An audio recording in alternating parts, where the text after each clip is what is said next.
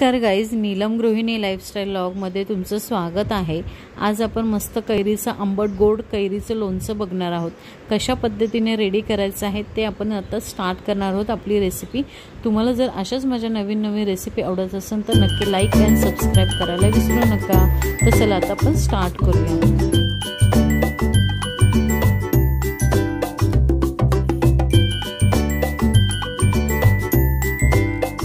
इथे आपण एक कैरी घेतलेली आहे। कैरी थोडी 10 ते 15 मिनिटं अशी थोडीशी पाण्यात भिजत ठेवायची, जेणेकरून त्याला जी माती वगैरे असते ती निघून जाते। ते बघा स्वच्छ आपली आता ही कैरी झालेली आहे। पाण्यात आपण भिजत ठेवल्यामुळे त्याची सगळी घाण निघालेली आहे। तर चला आपण आता कशा प्रकारे कट करून घेणार आहोत ते आपण आता बघूया। तर आता ही मी स्वच्छ पुसून घेतलेली आहे। तर आपल्याला आता कशा प्रकारे कट करायची ते आपण बघून घेऊया। पहिले इकडचं साईडचं काढून घ्यायचं, त्यानंतर यावरची आपल्याला साल काढून घ्यायचे। एकदम असे वरच्यावर काढून घ्यायचे, जास्त नाही काढायचे। खायला खूप छान लागते। अशाच प्रकारे बघा, बनवून तुम्हालाही आवडेल। तुम्ही अशा प्रकारे सगळे साल काढून घ्यायचे कैरीचे, बघू शकता। खायलाही खूप चविष्ट लागतं आणि असं आहे की ते खराबही होणार नाही। तुम्ही 1-2 महिने मस्त स्टोर करून पण तुम्ही ठेवू शकता आणि खाऊ शकता। तर अशाच पद्धतीने सगळे साल काढून घ्यायचे आणि अशी छान तुम्हाला जसं शेप मध्ये हवे असेल तसं तुम्ही कट करू शकता। हे बघा, अशा पद्धतीने मी साल काढून घेतले। आता कट करूया आपण। कशा पद्धतीने करायचं आहे कट ते बघून घेऊया।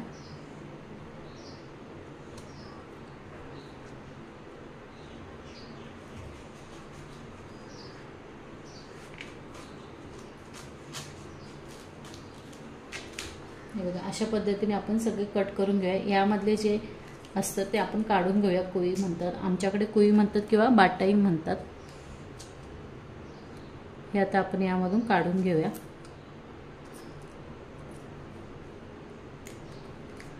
हे बघा, अशा पद्धतीने आपण हे काढून घेतलेलं आहे। यामधलं पण काढून घेऊया। तर आता कट करूया आपण।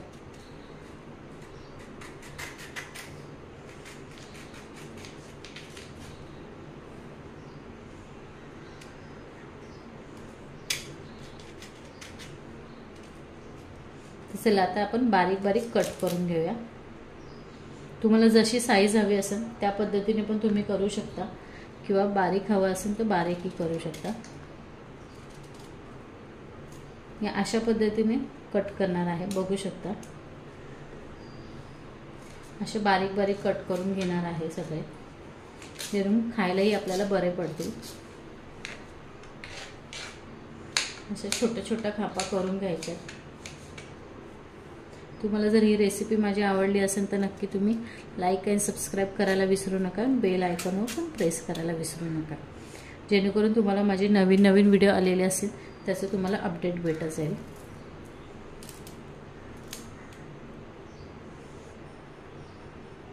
हे बघा, अशा पद्धतीने मी कट करून घेतलेलं आहे, बघू शकता। अतिशय छान होतं हे गोड लोणचं। तुम्ही पण करून बघा, खूप छान होतं। तुम्हाला जशा शेपमध्ये हवा असेल त्या शेपमध्ये तुम्ही कट करू शकता। तर चला आता कशा पद्धतीने पुढची प्रोसेस करायची आहे ते आपण बघून घेऊया। इथे आपण प्रथम तेल घेणार आहोत।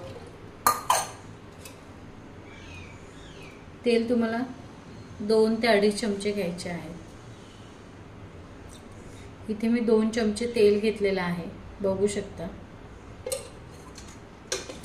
तेल चांगलं तापवून द्यायचंय।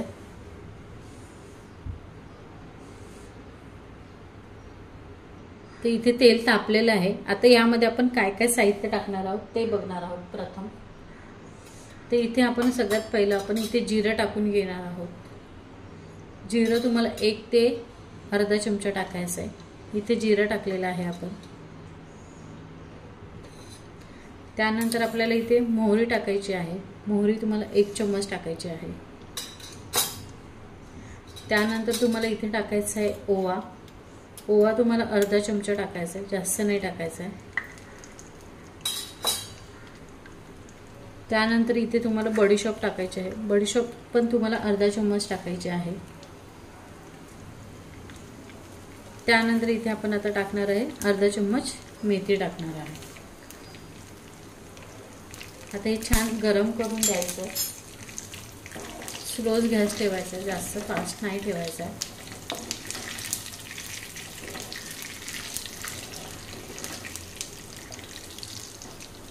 अशा पद्धतीने चांगलं तडतडून द्यायचं सर्व.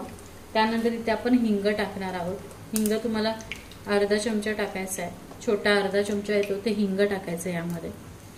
ते सुद्धा यामध्ये छान मिक्स करून घ्यायचं आहे. खूप छान लागतं, तुम्हीही करून बघा, तुम्हाला आवडेल ही रेसिपी. त्यानंतर इथे आता आपल्याला टाकायचं आहे जी आपण कैरी कापून घेतलेली ती यामध्ये टाकणार आहोत. ते आता छान मिक्स करून घ्यायचं. नंतर पाणी टाकायचं आहे. पण जेव्हा आपण कैरी वगैरे कापतो किंवा मीठ वगैरे लावून ठेवतो त्या पद्धतीने नाही करायचं. आपण यामध्ये पाणी टाकणार आहोत.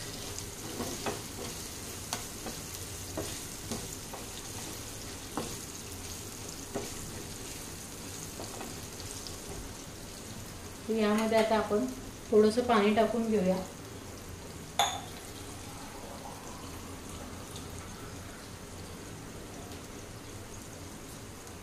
थोडंसं टाकायचं, जास्त नाही टाकायचं.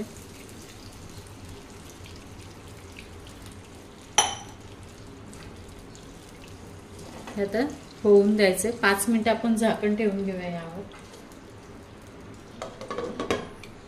थोडा गॅस फास्ट करायचा. आता आपण याच्यावरचं झाकण जरा काढून घेऊया. यामध्ये आता आपण मसाले टाकून घेऊया. मसाले म्हणजे काय येणार आहे आपल्या इथे लाल तिखट टाकायचं आहे.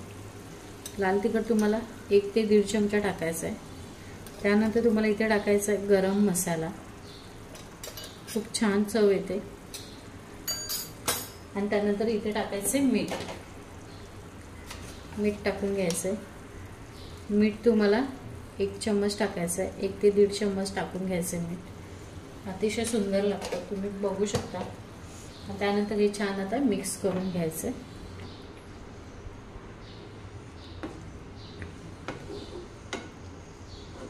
आता हे परत आपण जरा 3 ते 4 मिनिटं यामध्ये उकळवून घेऊया. झाकण ठेवून घेऊया आणि 3 ते 4 मिनिटं हे चांगलं परत एकदा उकळवून घेऊया.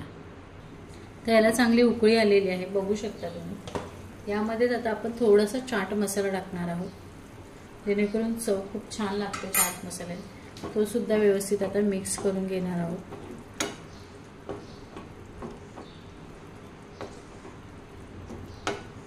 बघा कैरी आपली शिजत आलेली आहे, छान बघू शकता अशी फुटते. आता यामध्ये आपण गूळ टाकून घेऊया, जेणेकरून गूळ टाकल्यावर आपलं लोणचं खायलाही छान लागेल. तर चला आता गूळ टाकून घेऊया. गूळ आपल्याला यामध्ये थोडा थोडा टाकून घ्यायचा, जास्त नाही.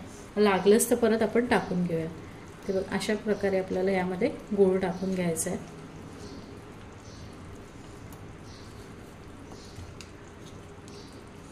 आता हा चांगला यामध्ये गूळ मिक्स करून घ्यायचा आहे आणि चांगला मेल्ट होऊन द्यायचा याच्यामध्ये.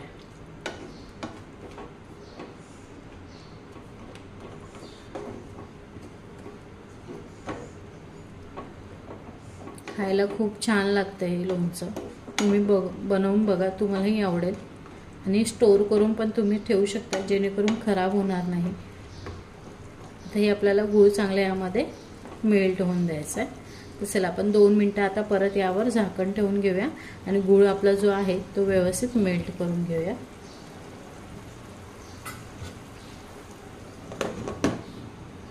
तर परत झाकण ठेवून घेतलेलं आहे आणि थोडंसं 2 मिनिटं होऊन देऊया आणि गूळ पण मेल्ट करून घेऊया. तर चला आपण झाकण काढून घेऊया. हे बघा अशा प्रकारे आपली आता ही जी थिकनेस असते ती थोडीशी जाड होत जाणार आहे.